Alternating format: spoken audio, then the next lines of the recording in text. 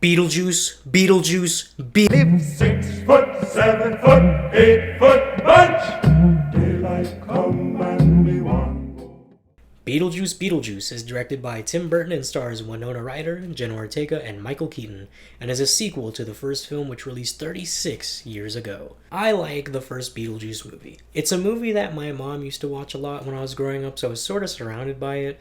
But in recent years, I actually hadn't seen it in a long time. Not until last month when I decided to give the movie a rewatch in preparation for this movie. I think it's a really good movie, and I understand why it's captured such a large fan base. It's a product of that early Tim Burton edge that I think he sort of lost over the years. And that's something that I was sort of interested to see, was would this movie have that same sort of pushing the boundaries edge to it that made the first Beetlejuice special? And well, I would say it did, but it definitely did cheapen out in some aspects. Before I actually get into the review, I want to preface by saying I saw this movie twice. I was going to film my review yesterday, which is what I usually do. I usually film my reviews right after, but I was sort of really confused on what I wanted to say, so I decided that I would watch the movie again, and I just got back from it. So, after watching Beetlejuice Beetlejuice twice, and finally clarifying some thoughts that I had, what did I think? This movie is G-O-O-D. All caps, good. About as good as a movie can get. And one of the things that really accelerates this movie for me is the performances from the actors. Winona Ryder and Michael Keaton, and especially Catherine O'Hara, really slipped back into their roles as their characters from the original film. And it was really awesome to see that they didn't lose that. One person that I was particularly nervous about was Michael Keaton, because he is a lot older now. So that's something that sort of you have to take into consideration is, will Michael Keaton be the same type of actor that he was back when he made that first Beetlejuice movie? And I'm glad to say that he did really good. Just like in the first Beetlejuice movie, he's in this movie sparingly, but when he is there, he really has a presence, and he has some of the best scenes in the movie, in my opinion. Just like the first, which is a good thing. I think the standout actor for me, though, was Catherine O'Hara. She is fantastic in this movie as Delia Dietz.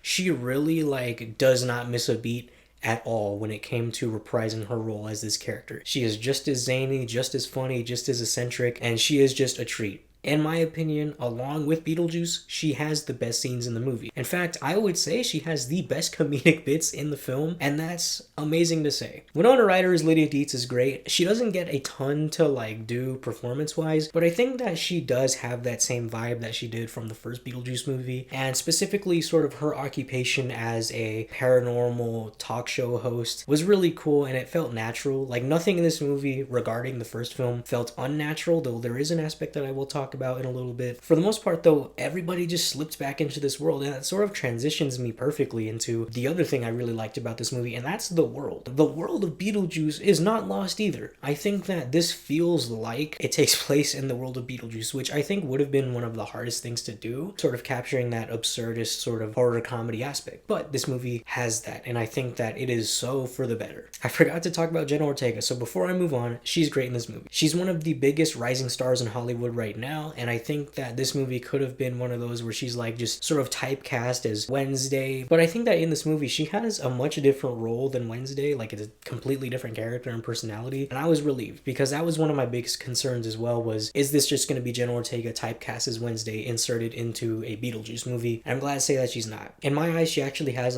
the best storyline in the film, but I will talk about the amount of storylines later on. Going back to more of what I liked, I mentioned the comedy. I think that for the most part, this movie is pretty funny. It's not as funny as the first movie, but that's sort of how are you going to recapture that? It's lightning in a bottle. But this movie does have some really funny jokes in it. My theater was particularly quiet, but I could see other theaters erupting into laughter. It was pretty funny. There were some jokes there that I was oh wow, I can't believe that just happened, or I can't believe that they just said that. There's a particular bit at the end there that is just so wild and off the rails crazy that I'm interested to see how people react, because what the hell? But yeah, I thought the comedy was really good. Now I sort of have to talk about a lot of problems I had with the movie. I mentioned that I thought this movie was kind of average, and a lot of these issues are the reason why the score gets as low as it gets to some people. For me, one of the biggest issues I had with this movie was sort of a blend of the good, which is the characters. There are so many in this movie. I did not mention in my character section Willem Dafoe or Monica Bellucci at all. That's because I forgot about them.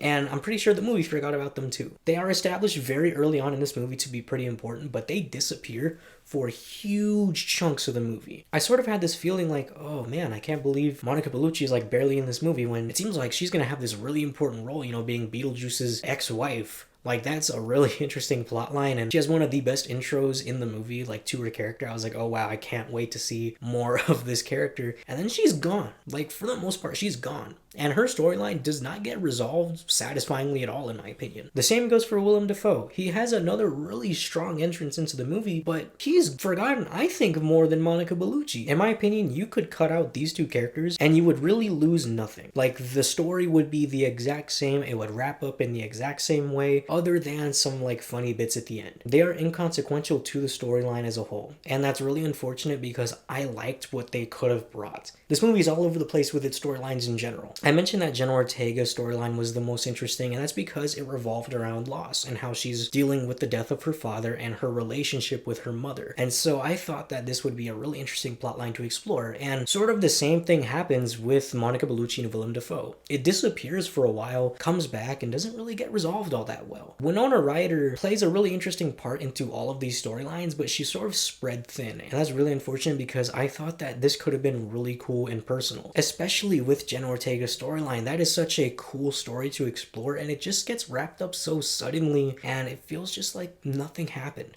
And that's how I sort of feel about the movie as a whole. It sort of feels like nothing of consequence or substance happens throughout this whole movie. And I'm not asking for the Godfather out of Beetlejuice Beetlejuice. I'm not asking for that. I'm just asking for, you know, something to hold on to. This movie doesn't feel as concise. It feels like there's a lot going on, and it sort of feels like an SNL skit. It feels like there is a lot that they are throwing into the pots that don't get cooked evenly. It sort of just feels like a bunch of Saturday morning cartoon episodes put together and produced as a feature-length film. Other than that, I found it to just be a really fun, enjoying ride, but with those aspects, I really wish they could have explored it further. Another thing that held the movie back for me, which is specifically why I decided to watch the movie twice, was the production design. A lot of this movie looks very weird and artificial. I threw around this phrase of a Spirit Halloween commercial is sort of how I feel. Like, it looks like a lot of the costumes and sets just look very cheaply made. And that's what I wanted to clarify on my second viewing was, is what I'm seeing actually what I'm seeing? Something that really stood out to me were the sets in the afterlife. They looked like sets, and not in like the practical, like endearing way, but in like the that's cardboard way. And that's really strange from a director like Tim Burton, who sort of throws his style into everything he does. That combined with some of the costumes looking a little bit cheap, namely Willem Dafoe especially and Monica Bellucci, compared to Beetlejuice and Bob and the Shrunken Heads, like those looked really like Party City-esque, and I wasn't big on them at all. I feel like the first Beetlejuice movie is really well known for its amazing set design and effects, but this movie just didn't have that same feel. And that goes for some of the visual effects as well. The visual effects in this movie range from pretty good to, I don't really like that at all. And that's unfortunate because it is a blend of